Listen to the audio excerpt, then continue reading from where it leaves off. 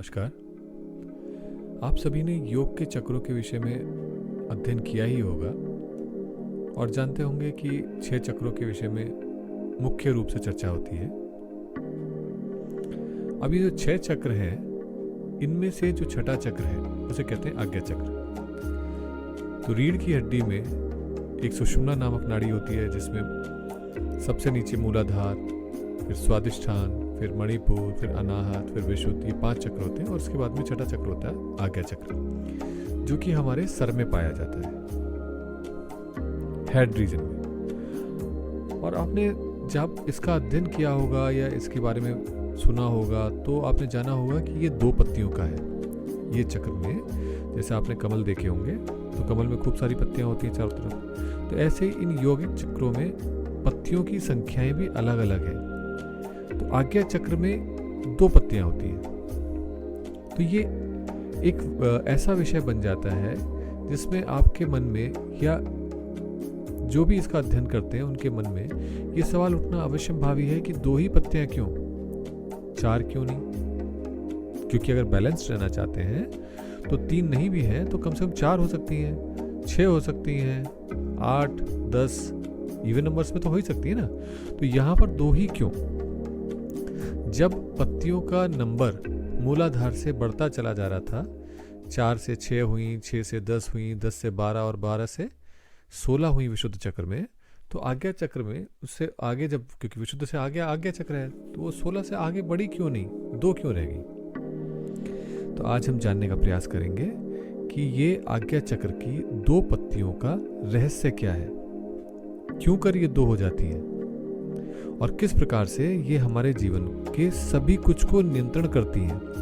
क्योंकि इसको समझ गए तो ये समझ में आने लगेगा कि किस प्रकार से वो जो हमारी एनर्जी बॉडी है, जिसके अंदर ये चक्र स्थित हैं, 5 के 5 नीचे वाले, इन 5 चक्रों की पूरी व्यवस्था को किस प्रकार से आज्ञा चक्र अपने आप में समेटे हुए, संभाले हुए बैठा है। तो ये एक ऐसा रहस्य है जिसके समझने पर बहुत कुछ आपको एक नई दृष्टि प्राप्त होगी और स्पष्ट होना शुरू होगा कि किस प्रकार से यौगिक चक्रों को समझ सके। तो इसको समझने से पहले थोड़ा सा ये भी समझना आवश्यक है कि हमारे इन यौगिक चक्रों में 3 नाड़ियां विशेषकर स्पष्ट होती हैं। इड़ा जो कि लेफ्ट साइड में है, पिंगला जो कि राइट है और सुषुम्ना जो कि मध्य में है। तो अब होता यह है कि ये इड़ा, पिंगला, सुषुम्ना जिन जगहों पर काटती चलती हैं वो चक्र बनते चले जाते हैं। और वो जो चक्र हैं, वो जो छोटे छोटे से ऑर्बिट्स के बीच में जो बने हुए चक्र हैं, इन चक्रों में ये नाड़ियां बिल्कुल ऐसे हैं जैसे एक माला में मणियां लगी होती हैं, मोती लगे होते हैं, तो उनके बीच में से गुजरता हुआ धागा, थ्रेड। तो ये वास्तव में एक रोजरी बनाती हैं, एक माला बनाती हैं हमारे सुषुम्ना के आसपास, जिसमें इड़ा, पिंगला, सुषुम्ना ये 3 धागे पिरोए गए हैं और उसमें ये मणियां, ये चक्र स्थित है। तो अगर देखा जाए तो वास्तव में आज्ञा चक्र में जो 2 पत्तियां हैं वो एक प्रकार से इड़ा और पिंगला ही है और जो केंद्र है वो सुषुम्ना है। और इसका गहनतम रहस्य स्पष्ट होता है जब तंत्र की हम एक क्रिया करते हैं जिसको बोलते हैं अक्षमाला। आपने सुना भी होगा,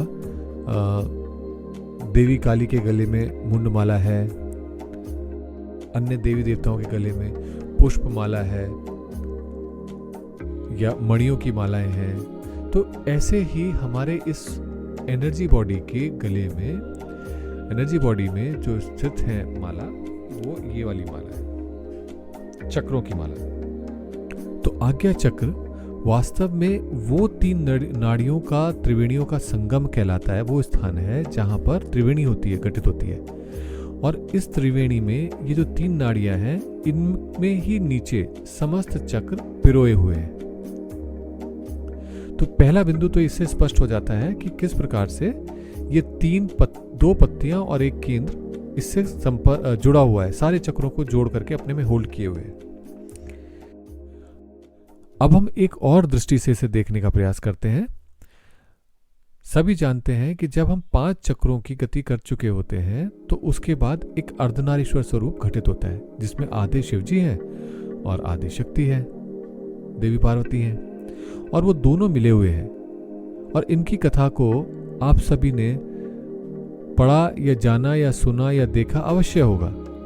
तो ऐसे में ये जो अर्धनारीश्वर स्वरूप है, ये भी वही डिपिक्ट करता है जिसे आज्ञा चक्र दिखाना चाहता है, यानी कि एक लेफ्ट, एक राइट, एक स्त्री, एक पुरुष, और वो दोनों के दोनों मिले हुए और आधे आधे मिले हुए, ताकि वो एक दूसरे को मिला करके पूरक बन जाते हैं। तो आज्ञा चक्र वास्तव में उन काउंटरिंग कॉन्सेप्ट्स को एक साथ मिला करके प्रस्तुत करता है। तो अब आप इसे गौर से देखिए तो आपको स्पष्ट होगा कि इसमें 2 को मिलाने से एक तीसरा भी बनता है, यानी कि अगर एक पुरुष है तो दूसरी स्त्री है, अगर एक अपवर्ड मूवमेंट है तो एक डाउनवर्ड मूवमेंट है, एक गोरा है तो एक काला है, एक दिन है तो एक रात है। तो इन काउंटरिंग आइडियाज को, एक शिव को और शक्ति को जब मिलाते हैं तो उससे एक तीसरी अवस्था उत्पन्न होती है बियॉन्ड दिस कंबाइंड स्टेट, और इस प्रकार एक त्रिकोण का जन्म होता है। तो अगर आप देखें तो आज्ञा चक्र में 2 पत्तियां हैं और एक केंद्र है। तो इसी प्रकार से हमारे सर को भी अगर आप गौर से देखें, समझने का प्रयास करें, तो जिन्होंने बायोलॉजी पढ़ी होगी वो जानते भी हैं कि एक लेफ्ट हेमिस्फीयर है ब्रेन का और एक राइट हेमिस्फीयर है, और उन दोनों के बीच में और नीचे उनको होल्ड किए हुए मिड ब्रेन है, जो कि इन दोनों लेफ्ट और राइट को होल्ड किए हुए हैं। तो ये बेसिकली उसी प्रकार से है जिस प्रकार से कर्णिका के माध्यम से ये 2 पत्तियां आज्ञा चक्र की होल्ड की गई हैं। अब थोड़ा सा इसको और गहराई से अगर समझने का प्रयास करें तो ये जो 3 है, ये तीनों मिलकर के एक त्रिकोण बनाते हैं। तो एक साइड लेट से आसक्ति है तो दूसरी तरफ विरक्ति है, और अगर एक तरफ आसक्ति और दूसरी तरफ विरक्ति होगी, यानी किसी चीज में हम आसक्त हैं, किसी चीज के प्रति हमारा कोई मोह नहीं, विरक्त है उसमें। तो अगर ये 2 बिंदु हुए जो कि एक्सट्रीम्स हैं, तो उन दोनों के मध्य में जो त्रिकोण का तीसरा बिंदु बनेगा वो बनता है अनासक्त,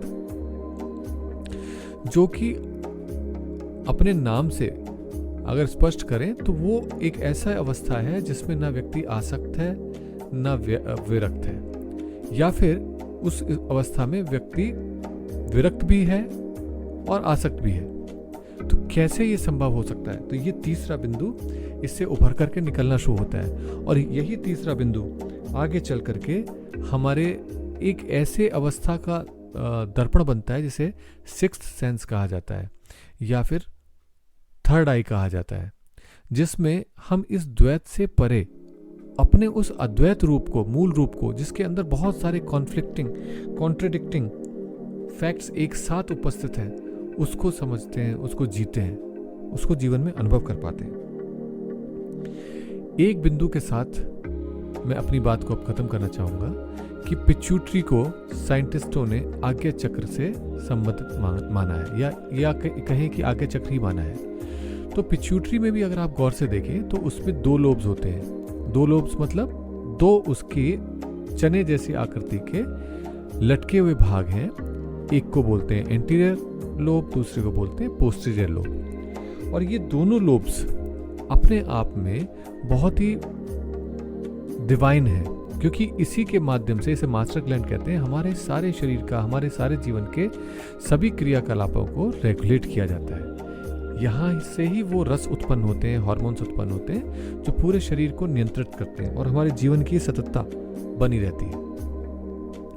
तो वास्तव में अगर देखें तो ये 2 लोब्स और जहाँ ये लगे हुए हैं, ये मिल करके एक प्रकार से आज्ञा चक्र का जो चित्र है, 2 पत्तियों वाला चक्र जो मध्य में कर्णिका से जुड़ा हुआ है, बिल्कुल वैसे ही ये भी अवस्था हमें समझ में आती है, स्पष्ट होती है। तो आपने ये देखा और समझा कि किस प्रकार से आज्ञा चक्र अपने आप में सांख्य की, दर्शन शास्त्र का, साइंस का, हमारे प्राण विद्या का, नाड़ी विज्ञान का, इन सभी के माध्यम से अगर हम समझने का प्रयास करें तो आज्ञा चक्र वो अवस्था है जहां से आज्ञा का, ऑर्डर का फ्लो होता है। अगली बार इसको और थोड़ा सा स्पष्ट समझने का प्रयास करेंगे, किस प्रकार से इसका नाम आज्ञा क्यों है, क्यों नहीं कुछ और नाम पड़ा, क्यों नहीं पड़ा दो पत्ती द्विदल, आज्ञा चक्री क्यों कहा जाता है। तो इसको समझने का और प्रयास करेंगे। आज के लिए इतना ही। नमस्कार।